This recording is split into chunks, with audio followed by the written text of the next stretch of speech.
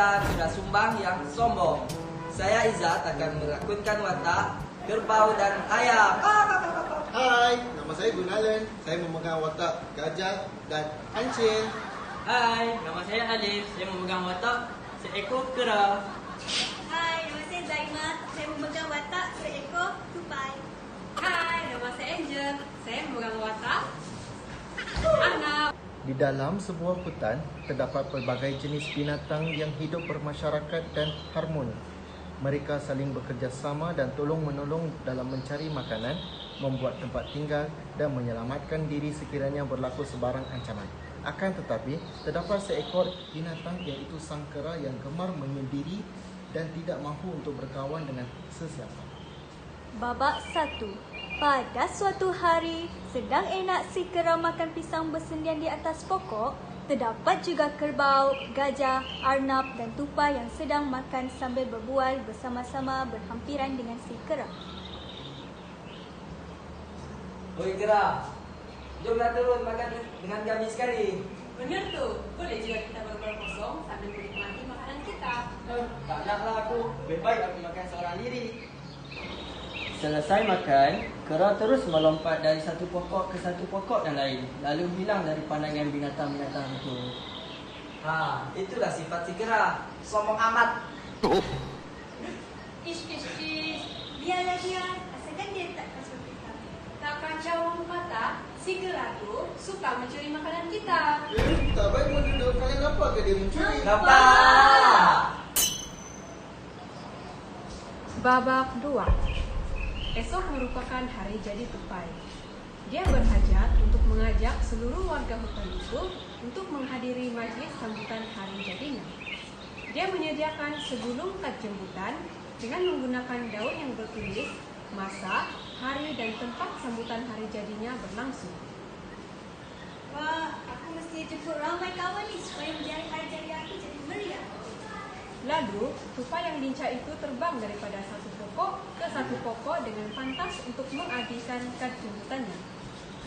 Ketika tupai sedang melompat ke sebuah pokok, di sebelah pokok yang lain terdapatnya kera. Kera berasa amat hairan mengapa tupai seolah tergesa-gesa dan memegang sesuatu di tangannya. Apa yang tupai bawa? Semua ikutlah.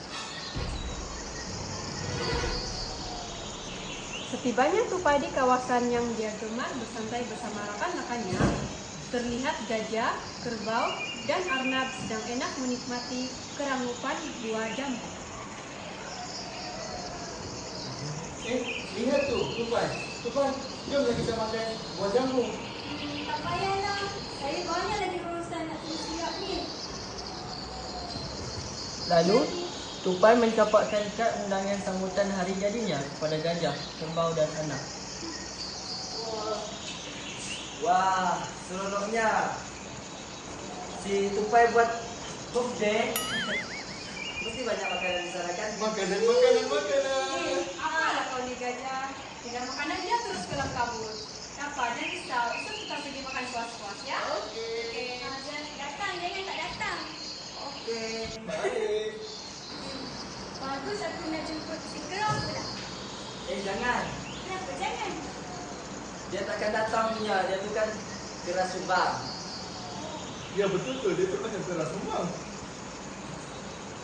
Kera berasa amat marah. Dia bengang kenapa tupai tidak mengundangnya ke majlis sambutan hari jadi itu.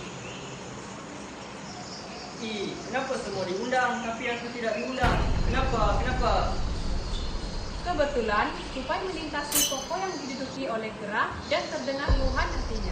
Lalu, si tupai mencapakkan kad undangan itu kepada kera dan berkata, Jangan datang, jangan tak datang. Aku sediakan banyak jenis makanan kau. Yelah, esok aku datang paling awal ya. Okey. Babak 3. Bolehlah saya makan puas-puas besok. Kerbau, kau nak gaji hadiah apa? Alah, adakah dia suruh bawa hadiah dalam kad jemputan tu? Betul juga. Begitu kita pergi makan sajalah. Makan apa ni? Kancil.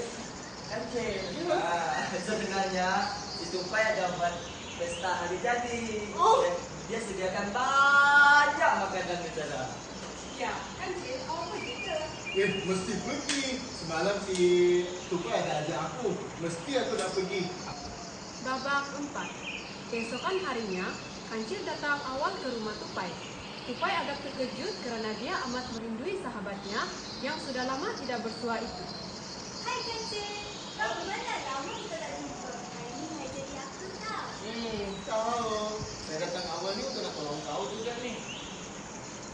Okey, bolehlah kita mulakan. Okey, baik.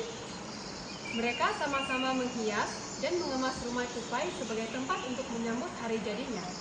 Kancil yang lincah bergerak ke sana kemari, memudahkan lagi proses persiapan itu berlangsung. Terdapat banyak makanan dan buah-buahan yang disediakan oleh Tupai dan Kancil. Di kawasan luar rumah, Tupai meletakkan beberapa meja yang dihidangi dengan berbagai jenis buah-buahan. Selesai mereka mengemas dan menyediakan hidangan, mereka masuk dan berehat di dalam rumah Tupai. Tanpa mereka sedari, sebenarnya si kera sedang memerhati sambil duduk di atas pokok tidak jauh daripada kawasan rumah Tupai. Wah, banyaknya makanan. Ada pisang, daging ikan dan lain-lain.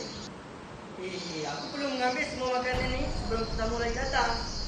Lalu, kera melompat turun dari pokok dan menyelinap masuk ke kawasan rumah Tupai. Kera yang tamak bukan sahaja mengambil pisang, bahkan buah-buahan yang lain. Tupai dan Kancil keluar ke rumah untuk meletakkan lagi hidangan yang lain. Amat terkejut melihat semua hidangan yang disediakan sebentar tadi hilang begitu sahaja. Ish, Kenapa ni Tupai? tengok hidangan ni semua letak. Aku nak kita masuk dulu. Kancil yang bijak itu mempunyai idea. Dia meletakkan beberapa buah-buahan seperti pisang, jambu, dan betik di atas meja, kemudian masuk ke dalam rumah. Kera yang mencuri makanan tadi masih lagi belum kenyang. Dia berhasrat untuk mencuri lagi makanan yang ditinggalkan oleh Tupai. Dia ternampak sesisir pisang yang sudah masak. Sudah tentu enak rasanya. Lalu dia pergi mencurinya lagi. Tanpa kera sedari, sebenarnya dia sedang diperhatikan oleh Tupai dan Kancil daripada dalam rumah. Tupai yang marah lalu berkata-kata, Oh, si kera yang mencuri makanan aku. Siaplah aku ajarkan supaya dia sedap. Ya, mesti kita ajar dia. Kali ini kita tak boleh lepaskan dia. Bagaimana? Marilah kita berfikir dulu. Ya, saya ada satu idea.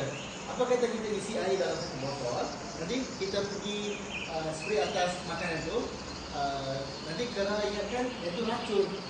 Oh, benar juga idea kau. mereka keluar ke kawasan rumah lalu menyembur buah-buahan tersebut dengan air. Kera yang melihat adegan itu agak terkejut. Apa agaknya yang disembuhkan oleh Tupai ya? Sudah tentu si Tupai yang disembuhkan racun. Tidak, tapi aku tidak bodoh. Aku mesti sebarkan cerita ni sama orang lain. Lalu kera pergi meninggalkan kawasan rumah Tupai. Tupai dan Kancil yang memerhatikan gelagat si kera ketawa terbahak-bahak kerana kera sebenarnya telah ditipu. Bagus, kera telah pergi. Mesti tentu dia marah sebab aku dah dia fikirkan aku menyembur racun. Sebenarnya hanya air biasa saja. Sementara kera melompat dari pokok ke pokok, dia terserempak dengan rakan-rakan si Tupai yaitu gajah, kerbau, dan arnab. Berhenti! Jangan kamu pergi ke majlis Tupai. Engkau ni, kenapa pula kau berkata sedemikian? Sebab aku nampak seorang letak racun di makanan, semua makanan. Kau ni Betul ke kau ni? Betul, aku melihatnya dengan mata kepala aku sendiri. kera ni tak kenal sudah ni. Tupai kawan kami. Loh, kau tak nak pergi tak apalah. Kau bukan kawan kami. Kau tepi kau. Kami nak pergi hari jadi Tupai dulu. Sudah biarlah kau tinggalkan bijak pergi. Habis aku mau pergi sama siapa? Sendirilah aku. Kera berasa amat marah kerana mereka tidak percaya akan cerita si kera lalu dia meneruskan perjalanannya. Dia terserempak dengan pelbagai jenis binatang yang hendak menghadiri majlis itu. Dia sempat menceritakan mengenai kejayaan tupai menyembur racun di makanan ke semua binatang yang dia temui. Suasana majlis di hari jadi tupai sangat meriah.